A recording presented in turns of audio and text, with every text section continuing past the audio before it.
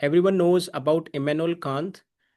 He talks about reasoning because in his entire philosophy, what he has done, that he has given space for both reasoning and for sense based understanding that includes empiricist, which means he has a strong reason to believe in reasoning, which means rationality, and equally he responds positively to the one who works on the basis of data called empiricist, right?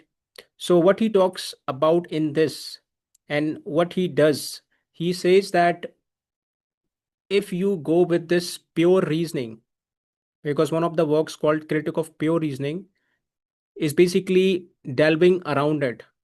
It talks about how human biases and prejudices change the entire scenario of a particular event or any situation which is basically under investigation, and it affects to that point where it leads people to comprehend things which is not at all existing.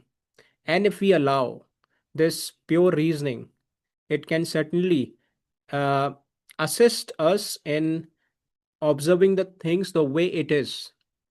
Now, what he says in this, he actually lays down a certain process, which means a medium, and following which we can really practice this pure reasoning.